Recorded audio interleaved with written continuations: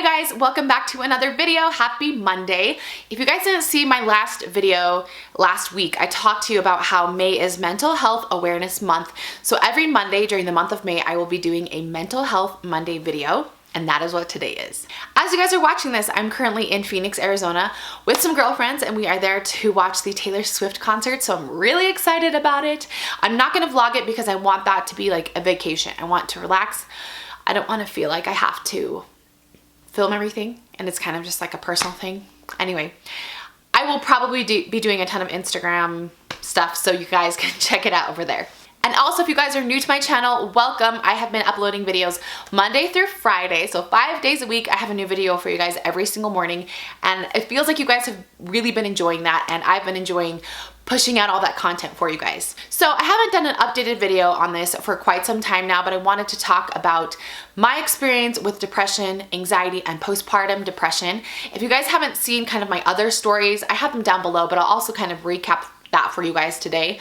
I want to end the stigma of mental health. I really want to put my experiences out there because I want people to talk about these things. These are not things to be ashamed of. These are not things to be embarrassed about.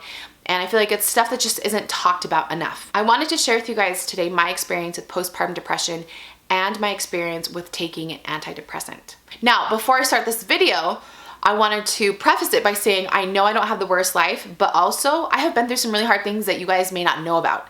Well, not me, you do not know about. They're very personal to me and some of these experiences have been very traumatic, but I don't feel like I have to share all of my dirty laundry or all of my personal stories in order to talk about mental health, because I don't think it's a contest of whose life is worse or who went through something harder, because I do receive comments like that sometimes, like, oh, shut up, Michelle, you don't know what you're talking about, you have the perfect life and all of that. You never know what somebody's going through. I'm going to say that first up. You never know what someone's going through, and I'm not here to say I've been through everything, so I understand everything, I know everything. I don't. But I want to be here for you to let you know that we all go through hard things, and it's okay for us to talk about it together. And I just hope that we can be more empathetic and sympathetic towards other people and their situations. So that's what I wanted to preface this video with. So getting started on my experience with depression, anxiety, and postpartum depression, all of that, I've had depression kind of run through my family my whole life. A lot of family members have it, and it's just kind of been something I've struggled with. And I started noticing it really bad in high school. I was really isolated in high school. I didn't have any really close friends. I was alone a lot. Spent a lot of weekends in my room. I didn't have a boyfriend or anything. And that's kind of when I had my first bout of really bad depression, was in high school. Then when I got out of high school and kind of broke free from that world, I was able to really enjoy college and I met some amazing friends and all of that. And I started noticing anxiety creep in, which I had never had before when I was a first-time mom. And I remember my very first anxiety attack and realizing that it wasn't just like me being emotional. It was a literal anxiety attack where I felt like my heart was just coming out of my chest and I couldn't breathe. That was when I was a new mom with Will. And then fast forward, I was pretty good with Max. I didn't really have postpartum. I had baby blues, but I feel like most people kind of did. And then when I was pregnant with Molly was when I really started noticing that something wasn't normal. And we were just going through a lot of changes in life at the time, and I suffered from really bad depression while I was pregnant with her.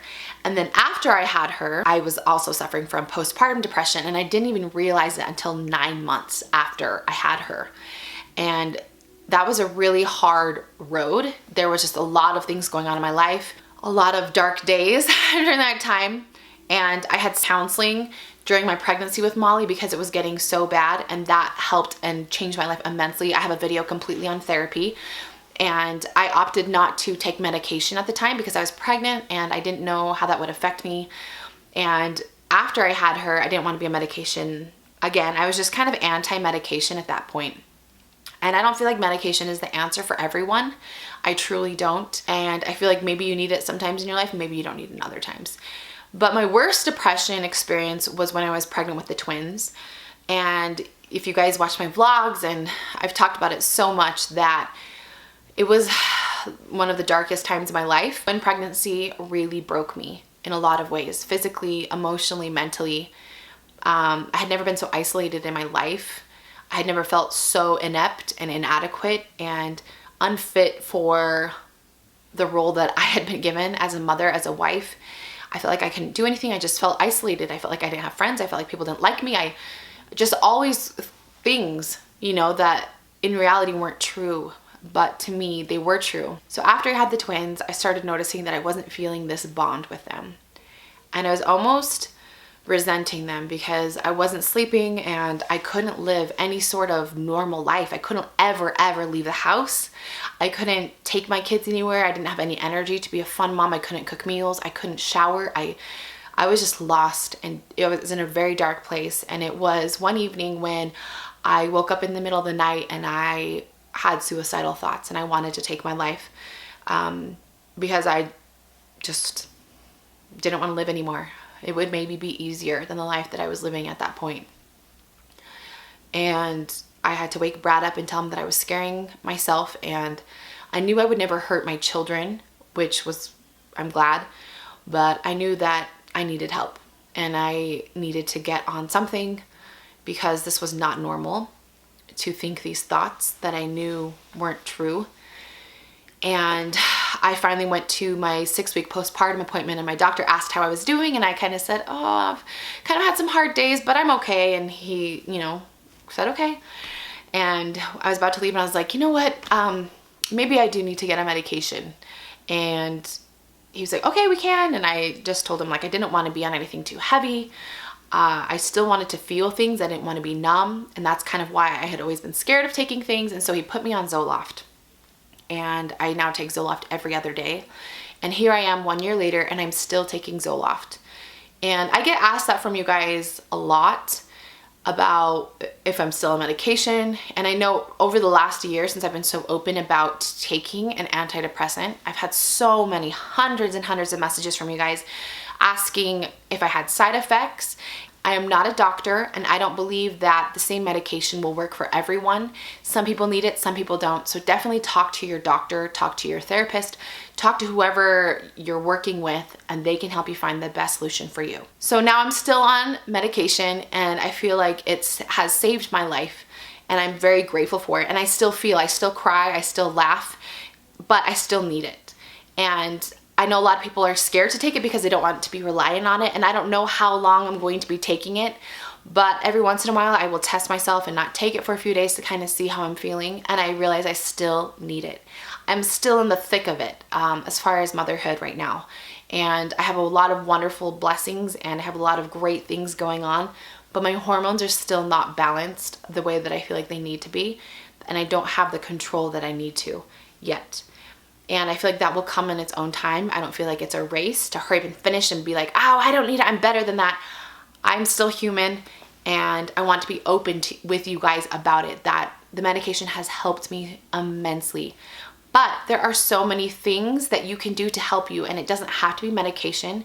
I have been so grateful for it because I feel like it takes the edge off, and I feel more in control because my hormones are balanced. And so I think a lot more clearly. I don't feel numb. I feel like I can think things through instead of getting anxious and staying. I mean, I used to have such horrible anxiety and depression that I wouldn't sleep ever because I could not turn my brain off. Every scenario in the world was going through my head. Everybody hated me. I was gonna be alone the rest of my life, and just thought after thought. Now that I feel like everything's balanced, I can say, stop. You know that's not true, Michelle. And I will stop. And I understand, like, my heart's not racing and my throat's not closing up, all these things. That doesn't happen anymore. And I'm grateful for that. So I've been very grateful for this medication. It has saved me. I feel like it's saved my family. I don't want to be on it forever, but I know that right now I do need it. So I encourage you, if you are feeling those thoughts that are dangerous, to seek medical help, and don't be embarrassed. This is Mental Health Awareness Month. It is everywhere, you guys. Women, men, everyone kind of has some sort of thing that they're dealing with. And our job is not to judge people and say, well, their problems aren't as bad as mine. They don't need that, or anything like that. We're not here to worry about what other people are doing, what other people are thinking. We're here to be the best versions of ourselves. We're here to reach our goals, and that's that. Don't worry about what other people are doing or not doing. You need to take care of yourself. So that is my goal for you guys. I have homework for you. I said every mental health video I would have a homework assignment for you. And my homework assignment for you today is to write down how you're feeling about your life and where you want to be in the next year, in the next 5 years, and in the next 10 years. What are your goals in life? And then sit down and write how you can get to those goals. And I feel like finding those things in life and finding out why you want to be here and finding those goals and how you can get there will take away the stresses of little things that don't matter. I feel like we worry about things that don't matter too often. I'm very, very guilty of that. So that's your homework, you guys. Write down your goals for 1 year, 5 years, and 10 years and how you can achieve those goals. I'm going to do the same as well. And I really love you guys. I really appreciate you. I hope you enjoyed this video. Know that there's always hope. There is always help, no matter how daunting of a situation you might be in. There is always someone there that can listen. First of all, you have God. If you believe in him or you don't believe in it, I believe in him. He will always hear you. And look for a close, trusting family member or friend that you can discuss your feelings with. And if things are very daunting, go seek professional help, therapist, psychiatrist, whatever you need to, so that you can get the help that you need. But just know that you don't have to feel this way for the rest of your life. You deserve happiness. Everybody deserves happiness. And it is more normal than you think to feel the way that you feel. And there are options to get better. And you can't necessarily change your life or what has happened in the past, but you can change your future. And you can choose each and every day to be happier, to look for the positive, and to not dwell on things in the past. And I feel like that has been one thing that has saved me as well after having the twins, is I just take each day one day at a time. And I start getting overwhelmed and exhausted when I start thinking, oh, I have to do this, and then I have to do this tomorrow, and then the next day and this thing. I just need to take one day at a time, and that's enough for me. So thanks again for watching. I hope you guys have a wonderful Monday. We will see you guys back here tomorrow. Bye.